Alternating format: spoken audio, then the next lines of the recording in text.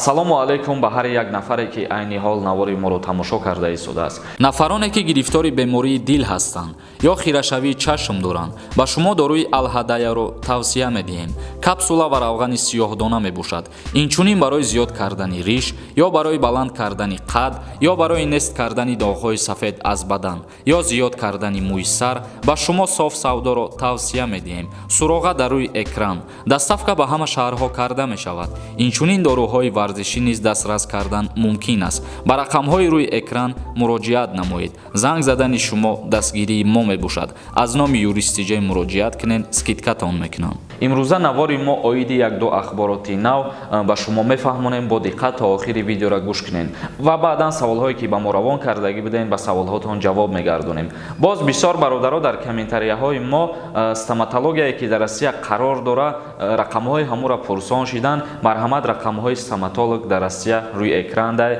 метонен муроҷиат кунен, занг бизанен. Аввалин хабари мо оиди барқароршавии парвозҳо байни ҷумҳурии Тоҷикистон ва ҷумҳурии Узбекистон.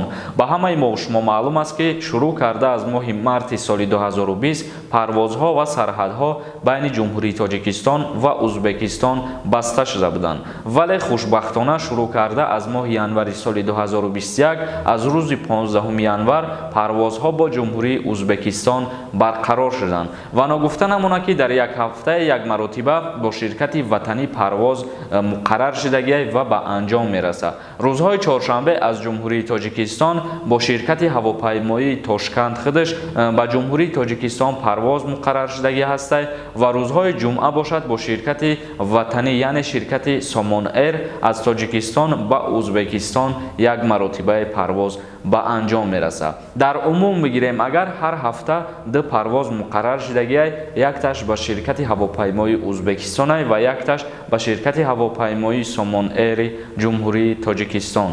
акнун мегзарем ба қисми ахбороти дуюм ки тааллуқ дорад ба шахсиятҳое ки манзили истиқоматии худшона ба фоҳишахона табдил медиҳанд, яъне ки занҷалобӣ мекунанд.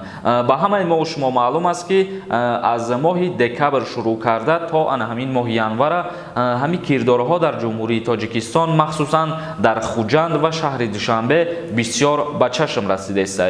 шахсиятҳое ки шабакаҳои иҷтимоиро новустиёра мехонанд, ӯ шахсиятҳо медонанд ки як рӯз пас ё ки ду рӯз пас ҳамун шахсиятҳо ба даст афтодастанд, яъне ки рейд кардастанд, ин гуна шахсҳоро ба ҷавобгарии ҷиноятӣ кашида истоданд. ва дар ин ахборотҳо ном, фамилия, ҷои истиқомати ҳамун дастгиршудаҳо нашр мешавад, вале мутаассифона мо ин чиза пешниҳоди шумо гардонида наметонем ва ному фамилия ё ки ҷои истиқомати ӯ шахсиятҳоро ба шумо маълум намесозем. ҳамин қадар гуфтанием ки ин гуна шахсиятҳо бигзор дар назди қонун ҷавобгар бошанд. қонунгузории ҷумҳурии Тоҷикистон кодекси ҷиноятӣ ин гуна шахсиятҳоро дар қисми якуми кодекси ҷиноятӣ аввалан муқаррар кардагӣ аст ки аз 1000 то 2000 нишондиҳанда ҷаримашон кунанд, вале дар ҳолати пардохт накардани ҷарима аз озодӣ маҳрум карда мешаванд ба муҳлати 5 сол. ва ман шахсан низ тарафдори ҳамин ҳастам ки ҳар гуна шахсиятҳое ки ба ҳамин кирдорҳо даст мезананд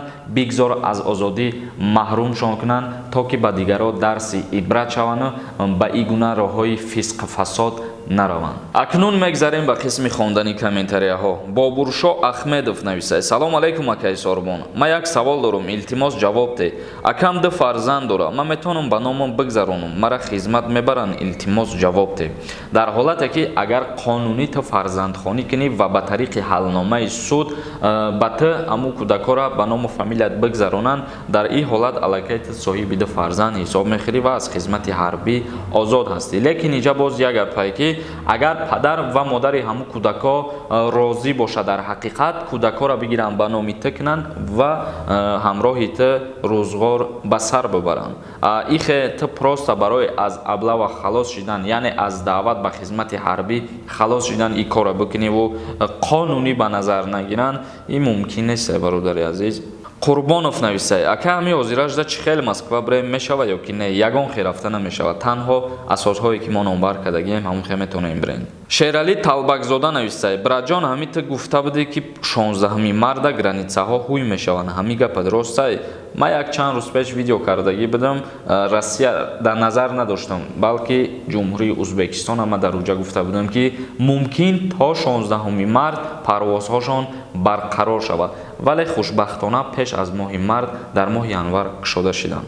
орҳан нависад акай сорбон ҳамин пешниҳоди маҳруми кори таксӣ ба донишҷӯён ҳам тааллуқ дорад ё ин ки не? Албатта ба ҳама муҳоҷирот тааллуқ дорад. Танҳо ба муҳоҷирони тоҷик не, балки дар Федератсияи Россия узбек, қирғиз, қазоқ ҳар касе ки шаҳрванди хориҷияю барои кору фаъолият вориди Россия шудагия ва ӯ ронанда ҳаста, яъне ки ба ҳайси ронанда кор мекунад, ҳамаш аз ҳуқуқи таксиронӣ бояд маҳрум шаванд.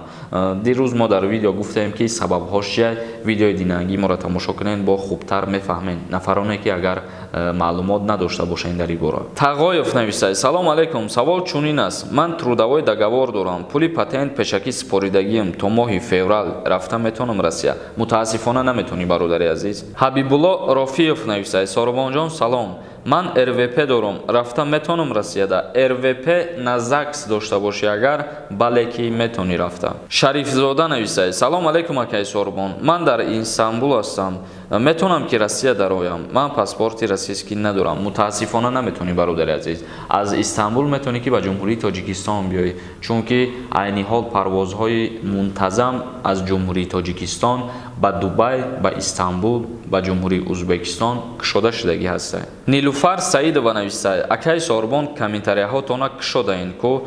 Комментарияҳои ма кушода ҳастанд, вале то ма дариҷа худам қабулшон накунам аму комментарияҳора дигар шахсиятҳо хонда наметавонанд, чунки дариҷа мо амихе тоърӣ кардагием шахсиятҳое ки суханҳои қабеҳ бисёр менависанд, ура ба тариқи автоматӣ ами ютуби мо заблокировачон мекунад. Ба ҳамин хотир ура мо қабул ки кардем, иҷозат додем, баъдан шумо хонда метавонед. А так ҳама комментарияҳои видеоҳои мо кушодагие ҳама вақт. Маъруф 07 нависад: салому алайкум акай Сорбон, ака праваи тоҷикӣ надорам, агар праваи русӣ дошта бошам дар Тоҷикистон мошин ҳай кардан мешавад ё ки не аз рӯи қонун? Албатта ки мешавад, ягон монеагӣ ба вуҷуд намеояд дар ҳолате ки ҳуҷҷати ронандагит аз Россия бошад. Ғоибназаров нависад: ассалому алайкум акай Сорбон, илтимос саволи мада ҷавоб битем, пешакӣ раҳмат. Ҳамин уколи ваксина одамда фоида дорад? Одамода маҷбурӣ укол кардастанд, барои чӣ? Бародари азиз, аввалан ие ки агар дар одамизод ҳамун чиз мутобиқат намекард дар организмаш, ура пешниҳод намекардан барои истифода барӣ. Ва баъдан дуюм ки бародари азиз, ҳар чизе ки дар насиби тақдир ҳаст ва ҳар чизе ки худованд мехоҳад ҳамун чиз мешавад. Мисол мегирем, агар мумкин ҳастай шахсиятҳое ки бе ҳамун ваксина ба хости худованд соз мешавад ва боз ҳастай шахсиятҳое ки ваксинашон мегзаронану баъд соз мешаванд. ҳар як чиз сабаб мешавад одам ё шифо меёвад ё ки аз дунё мегзарад. Ба ҳамин хотир ваксина ё ки дигар уколу дору и ҳамаш сабабанд. Шифо танҳо аз ҷониби худованд аст. Баротов Умар нависад: рӯзи 27 март аблава сар мешавад. Ман рӯзи 20 март Тоҷикистон мерам через Узбекистон. Мара дар границаи Тоҷикистон ҳақ доранд биқапанд? Жда дорам ҳамин савола.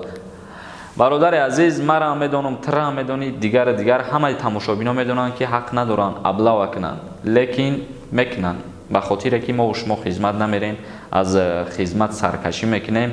ба ҳамин хотир дар ҳолате ки фармони даъват кардан ба хизмат мебирояд, аз ҳар ҷое ки бихоҳанд дастгир мекунанд ва ба хизмат мебаранд. Тамошобинони азиз, видеоро ҷамъбаст мекунем. Ягон саволи дигар дошта бошед, дар инстаграми ма саволҳои худтона метавонед равон кунед ё ки поёни ҳамин видео комментарияда бинависед.